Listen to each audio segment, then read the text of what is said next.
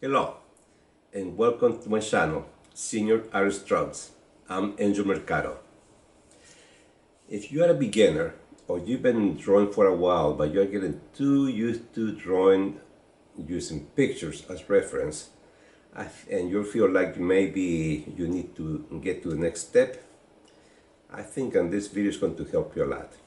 Because what I'm going to show you here is something that's going to make you advance much faster than just using photographs, which is nothing wrong with using photographs. The problem is when you are just sketching something from a photograph, you're not learning about composition because you have no idea why they compose a photograph like that. You are not learning anything about editing. You don't know what to add, what not to add. And the biggest thing that problem people have is that it's panoramic. When you're drawing from life, it's panoramic. You don't have the frame of the photograph that's already given you. So that is the problem with the photographs. So sketching from life is one way that you are really going to advance in your craft. What you're looking at here is what I'm looking right in front of me. I decided to do this. I added a few more things so I can edit them, for you to see that I did take several things out and what I ended up with. And the reason why I just chosen 3 different subjects. It all depends on what you're doing, on how you feel, on how you react to what you're seeing inside. And this isn't done indoors. It's inside the house where the light is controlled. You don't have the sun going like this that is changing your light and your shadows all the time, because I'm mostly a plein air painter. I paint outdoors most of the time. So it is very difficult to do all of this outside, especially at the beginning. So here it's very controlled, very easy, but you will get used to finding the right format. You want it landscape like this, or you want it portrait like this. So you want it a square. I mean, it's going to depend what you want, but you'll learn by doing this from life. So if you're ready to take that challenge, please watch my drawing video and you'll be surprised of how much you might enjoy this. And maybe one day you're going to say, thanks photos, you've been fun, but I don't need you anymore. And you move on. So before we go though, in the descriptions I have a free guide for you on how to start a drawing, how to start a composition. Now let's go and see how we can do this. Let's go. So the first thing we're going to do is do a frame around the page. That way you preserve some white, and meanwhile I'm showing you also the list of materials. Very simple list. And so what I'm doing when I start sketching, you're going to see me looking this way because that's where this table is at, and you're going to see me looking at this way because here's where my videos are, so I can see where I'm at. So what I'm doing right now, I'm just trying to place the objects in the page in a way that's easy to read, easy to see, and something that is has some kind of balance, and it's kind of pleasing to look at, to look. So I already kind of had the idea in my mind, because I've been doing this for so long, I can just do it in my mind. I can see if I want to do a rectangular one, vertical, square, whatever. So, but here, the first thing I do is just this outline with very soft charcoal. That's why I'm going so dark. And I'm going darker here for you to see because I try to light and sometimes I cannot see it in the video. So I do sketch a lot heavier when I'm on camera, but I use light charcoal. That way it's easier to move, to erase, to whatever. It's not as permanent. So once I just know where my shapes are, I'm going to go, oops, one of my lights went out. Now I'm going to go and start adding charcoal to all of the areas and shadow. And I'm just concentrating here on the main three things right now, which is the flower pot, right? The pumpkin and the table. Just trying to create one whole shape. If you notice, if you squint your eyes, which is something you should be doing all the time, when you squint your eyes, you get rid of all of the details, and then you can just start seeing shapes of different tones, of lights, mid-tones, dark tones. And that's what you want. You want to try to see your arrangement and your composition as one flowing, big shape. Makes it a lot easier, a lot more pleasing to the eye. I love that kind of compositions. And now with my finger, I'm tapping over the charcoal, not all over, but in some areas here. And this is just to get rid of some of the texture, because of the paper maybe that I'm using. And also to drive a little bit of the charcoal in more into the grain of the paper. It is very light, though, you have to be careful. Just to make it a little more permanent. And then I pick up my vine charcoal again and I start going over my drawing. The advantage of doing this is that by the time I'm done with my drawing, my sketch, I have drawn this several times. So by the end, you have something very fluid, something you know exactly what you're doing now, because this is about your fifth time you've been redrawing it. And the other thing that I need to mention before it's too late is that I always look for the biggest shapes first, and then you narrow it, and then you go down into work yourself into smaller shapes, and then details and so forth. But always at the beginning, look for the big shape. Look for a shape that you can put all of your subject together when you squint, and keep it simple. Remember, you're just beginning, so don't make it too complicated. You want to make something challenging, of course, but not complicated, okay? That will come later.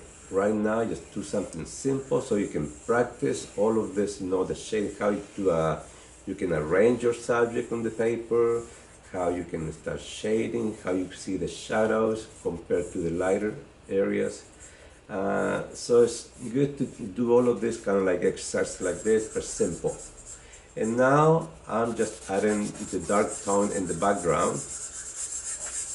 And that's why I love the charcoal, because you use a piece of soft charcoal and look how fast you can add tone, how much you can cover in a very short time. So it's that's why charcoal is one of my favorite mediums. It's just to me, it's just more spontaneous.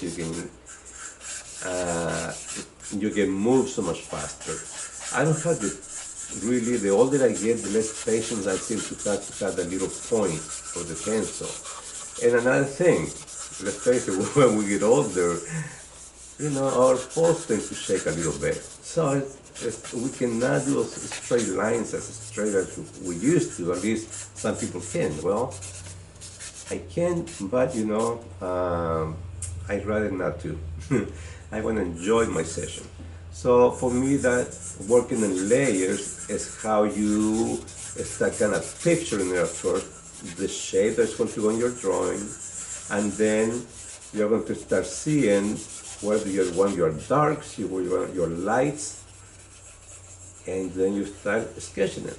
Once then you have those answers in your mind, everything else kind of falls into place when you're drawing, because you kind of have an idea. You kind of know where you're going. You have a little mental map. So now I added that dark it was some kind of sort of like mimicking leaves, but very dark. And now I'm adding some of the details on the table, just to start,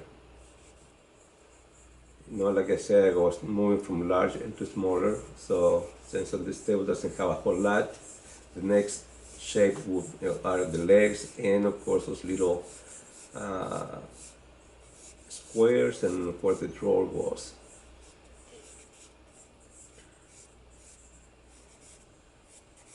I have to be more careful not to show my the side of my head too much, but the camera knows it's right here, so it's very unconsciously. I'm just going like this, and you can see a little bit of it on my head. And now again with my finger, I'm going all over the background just to do the same thing, to unify it and to drive a little bit of the charcoal, more into the paper. And now just kind of like redefining a little bit the drawing again, you see. So all of this kind of really makes you feel very comfortable, once you're around the middle of the sketch, because you have drawn and redrawn this several times. And you can notice I haven't picked the eraser once to erase yet. That is another thing I want you to notice. And the eraser here, I use it more like to sketch with than to erase mistakes. And now I'm putting a little bit of the some flowers to see where they're going to go. Not all of them, but some, just to get an idea. And I'm not going to follow this to a T later on, with my tongue. No, but this just gives me an idea. I try to make it as organic as possible when I do this.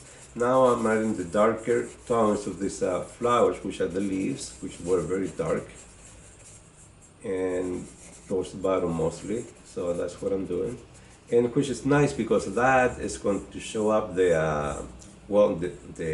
upper part of the flowers better, of course, but also going to show the water can a lot better. As you can see, you can already see how the light is hitting that can. So it's a nice effect to have when you have something that dark right on top of it.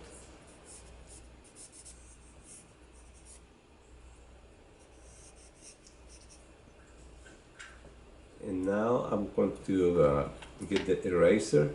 No, yes, the eraser. I mold it a little bit, and I'm going to start lifting some of the charcoal off the paper. That way we can start creating some of the light that we want to create. So all of this again, and when I'm doing this, really, in a sense, I'm drawing again because I'm following, certain contours, certain lines that is pretty much kind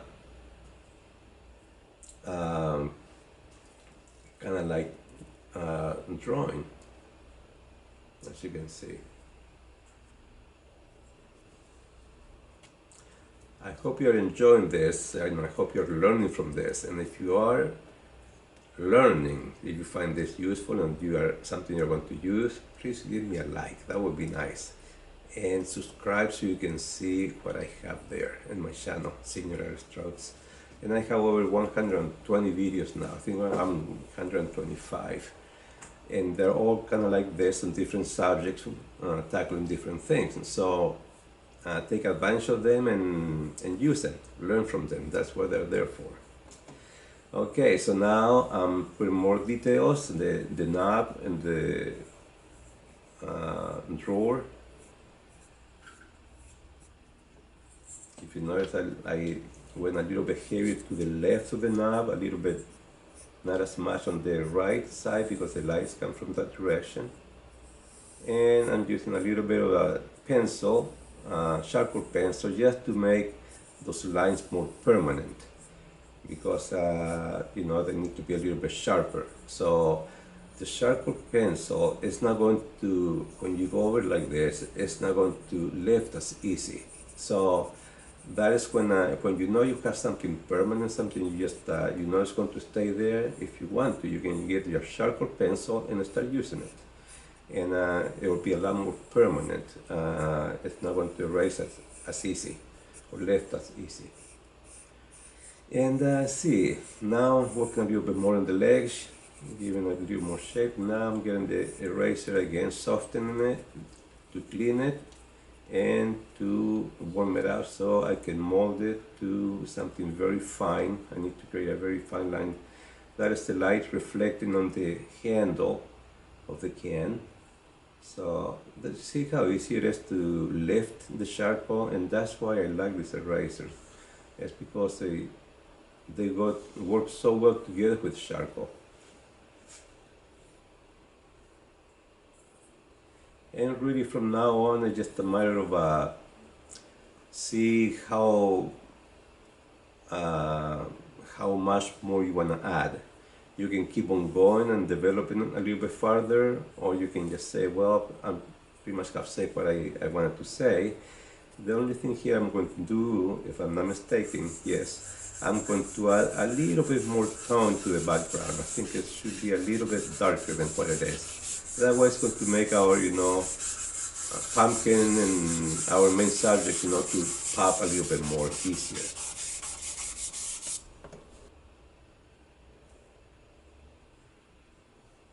Then again, I'm kind of going over the white, to make it brighter.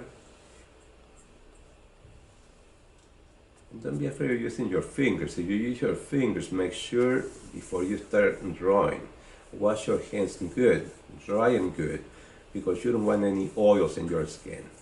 So, and I tend to have oily skin, so it's really hands sometimes. So I have to do that every single time. Sometimes I have to stop between drawings and wash them again, just to make sure I'm not going to leave any oils. So, but you don't have to use your fingers if you don't want to. You can use a brush, you can use tissue, stamps. I'm so used to using my finger. That's my favorite blending tool. And now I'm signing my name, and you should too. And the main thing here is that you should write the date, the year. That way you can compare years from now. When you run into these drawings, where you were at. So it's always interesting to see that, and it's refreshing a lot of times. Well, my friends, that is it. I hope that you enjoyed this, and I hope you learn from it, practice, because that is where it's at. That's the best teacher. And just relax, like I said. Remember, no reason to use a eraser to erase. So I hope I'll get to see you again on my next video. Till then, goodbye.